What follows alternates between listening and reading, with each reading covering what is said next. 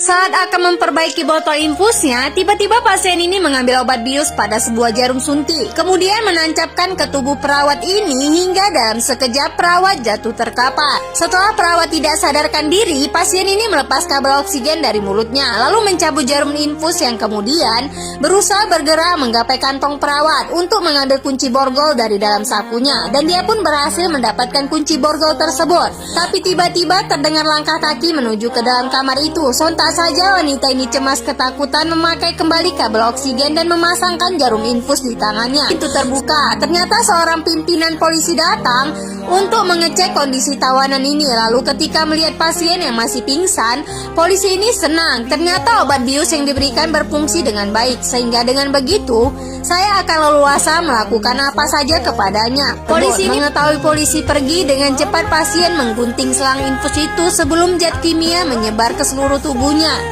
yang kemudian kembali meraih borgol di tangan, berusaha untuk membukanya, dan dia pun berhasil. Saya harus segera pergi dari tempat ini, dan buru-buru dia membuka baju narapidana yang digunakannya, kemudian mengganti dengan baju perawat yang masih terbaring pingsan.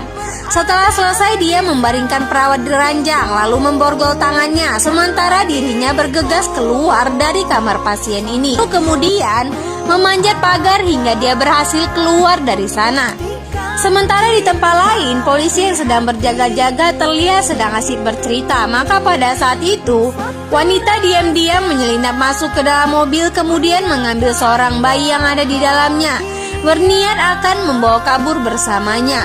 Namun celakanya, tiba-tiba polisi itu datang dari belakang. Maka pada saat melihat wanita yang ingin kabur, polisi ini murka, berani sekali dia melarikan diri. Wanita memohon agar mereka membebaskannya, akan tetapi polisi ini segera menyuruh ajudan untuk menangkap kembali wanita itu. Tapi tiba-tiba jenderal polisi datang menghentikannya. Hormat jenderal, tawanan ini ingin mencoba melarikan diri. Tapi jenderal berkata, polisi harusnya mengayomi, tapi kau telah mencoreng nama baik kepolisian.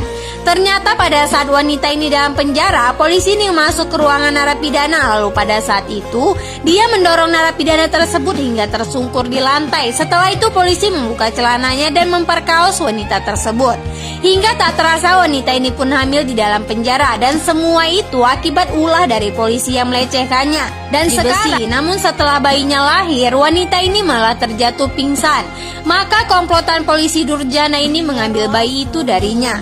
Saat jenderal ini sedang mengecek dokumen di komputernya, tak sengaja dia membuka CCTV 9 bulan yang lalu. Di sana dia melihat jika para polisi sering memperkaos dan melecehkan para tawanan wanita.